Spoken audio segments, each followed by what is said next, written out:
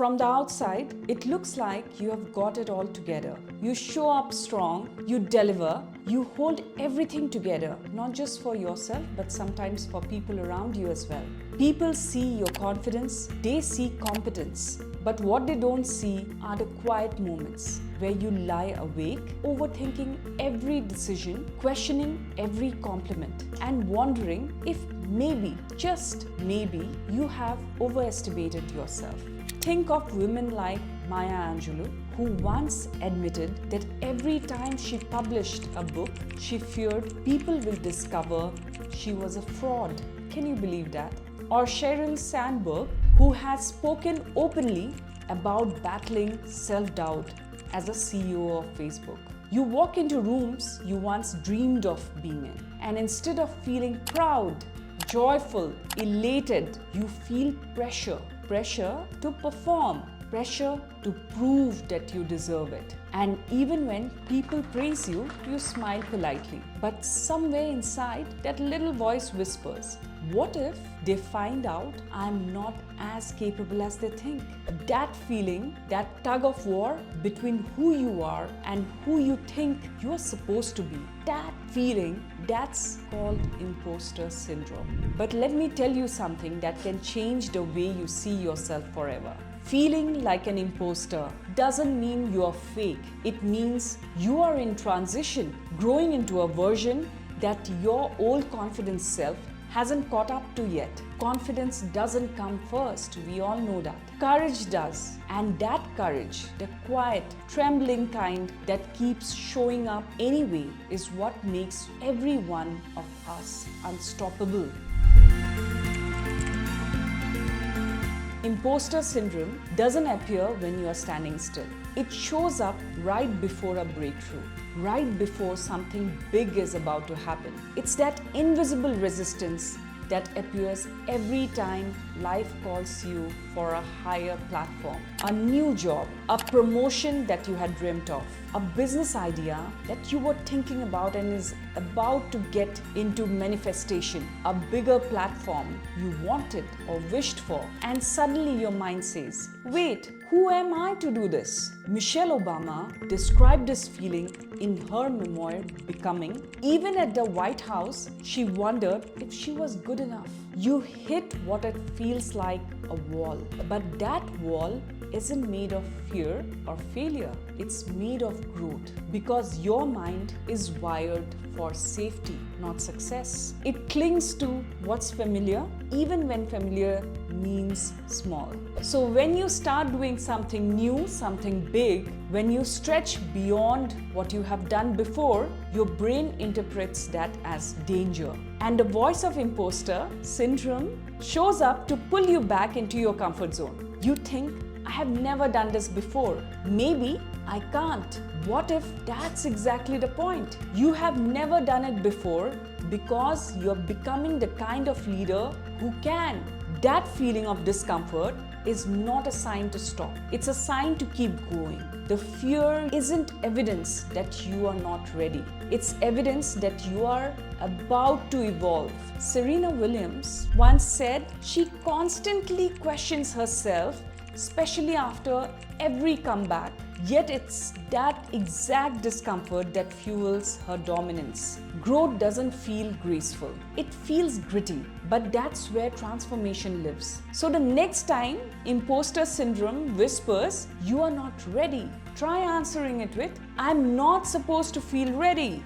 I'm supposed to feel pushed beyond my comfort zone. Now let me answer and deal with the most important topic here. Why does imposter syndrome hits women harder than men? Let's talk about why women, especially strong, capable, feel this so deeply. For generations, we have been taught to earn permission, not take space, to work twice as hard, speak half as loud, and wait until we are 100% certain before we move. Indra Nooyi, former CEO of PepsiCo, once revealed that even after years in leadership, she questioned whether she truly belonged at the table. We have been conditioned to associate confidence with arrogance and humility with shrinking. So, we internalize it. We become experts at self-doubts, at downplaying our wins, at saying it was nothing. Anybody could have done it. When this was exactly everything. Even our language softens up. We say, I think instead of I believe. We say maybe when we mean yes. We say, I was just before everything that should start actually with I did. Sounds familiar? And when we finally start leading, when we take up space, we are told we are too much, too assertive, too emotional, too direct, too ambitious. Kamala Harris faced this narrative throughout her career. Too ambitious, too confident. Yet she became the first female vice president of the United States. Come to think of it. So we internalize that too. We adjust. We tone ourselves down. We start creating a performance of being confident instead of embodying it. But here's the truth I want every one of you listening to remember. You don't owe anyone a smaller version of yourself just so that they feel confident. Your power isn't a threat, it's a light. And every time you dim it, the world gets a little darker. You're not an exception. You're an example of what's possible when a woman decides she no longer needs to apologize for her brilliance. The shift from doubt to discovery. Here's where everything changes. Imposter syndrome isn't something you can fix it in a day. It's something you need to outgrow it. It's not an identity, it's like a season. And like every season, it passes. Once you stop fighting it and start listening to what it's teaching you. Let's talk about how to move through it. Stop chasing certainty and start choosing courage. Waiting to feel ready is one of the biggest traps. Readiness is a result of action, not a prerequisite for it. Every person you admire once stood where you are today. Uncertain, nervous, doubting. They didn't wait for clarity. They created it by moving forward. Momentum is the game here. Oprah Winfrey has said she rarely felt ready for her biggest leaps in her life and career. But she moved anyway, trusting herself to grow into each new challenge in her life.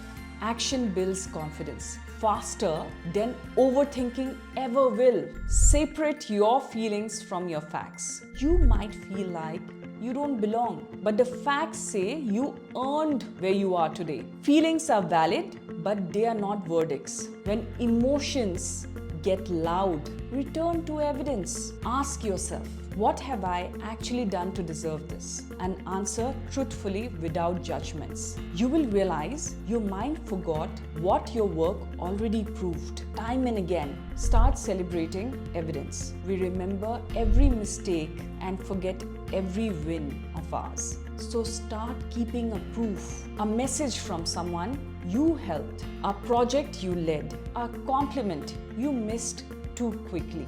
Create a folder, a journal, a list, whatever works for you. Because on the days you doubt yourself, you will need these proofs for your own growth and reminder. Let's go out of the perfection myth. Perfection isn't power. It's fear wearing a pretty disguise. It's a voice that says, if I can do everything flawlessly, no one will criticize me. But here's the secret. Leadership isn't about being flawless. It's about being real. Real leaders don't have all the answers all the time, and they ask better questions. They don't know it all.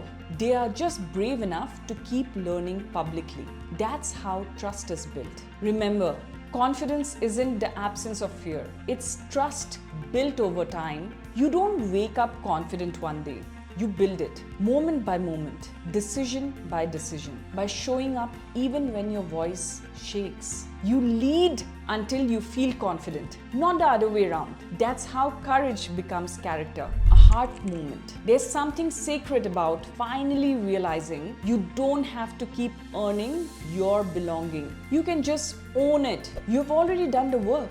You've shown up again and again at times when you didn't feel ready, even when no one was watching. That's proof enough. So when you walk into a room, remember this.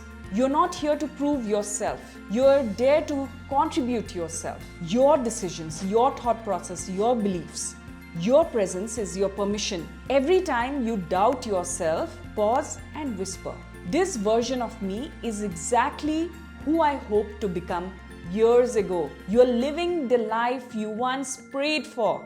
Don't let old insecurities talk you out of new blessings. You're allowed to be confident and learning. You're allowed to be proud and imperfect. You're allowed to lead even while you are still becoming. That's not hypocrisy.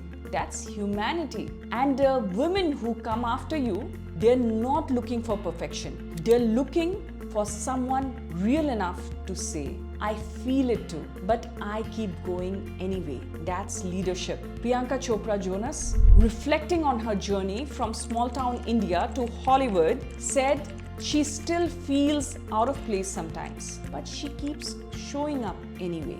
The leadership reframe. So let's redefine what leadership means actually. Leadership isn't about titles, applause, or a corner office with a good view. It's about presence. It's about impact. It's about who you choose to be when things get hard. Leadership is staying kind when you could be cold. It's standing firm when you could have given up. It's speaking the truth when silence was safer. It's in the way you mentor others, the way you show up for your team, your family, your own growth. If you have ever encouraged someone, lifted someone up, guided someone, you're already leading. Leadership doesn't need permission. It just needs awareness and acceptance. And the most powerful kind of leadership is self-leadership. Because the moment you learn to guide your own thoughts, to stop letting fear be the loudest voice in the room, to filter what others are talking about you and the chaos outside, you start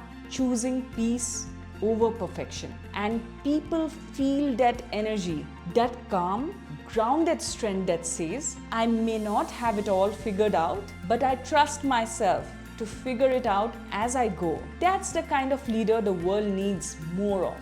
Beyoncé has spoken about constantly evolving, leading from authenticity, self-mastery, not from perfection. You belong here. So the next time that voice says, you are not enough, take a slow, deep breath, smile. You're not falling behind. You're simply unfolding. You're not an imposter.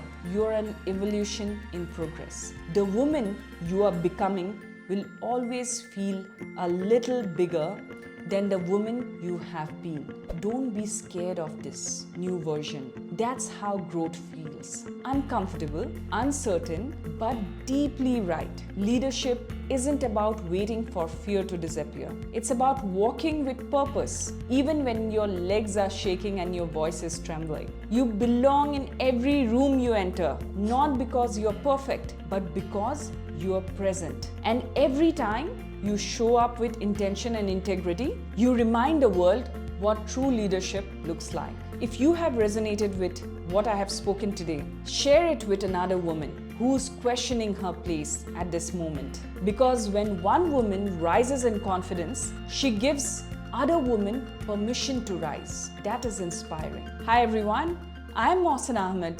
I'm an empowerment coach, host of Self-Discovery podcast, which talks on leadership and beliefs. I've worked with hundreds of C-suites across the globe and understood and taught leadership and being empowered. I have interviewed leaders in different industries, and I'll tell you their beliefs, their thought process, what has made them who they are today. You are not behind. You are becoming. Thank you so much for watching.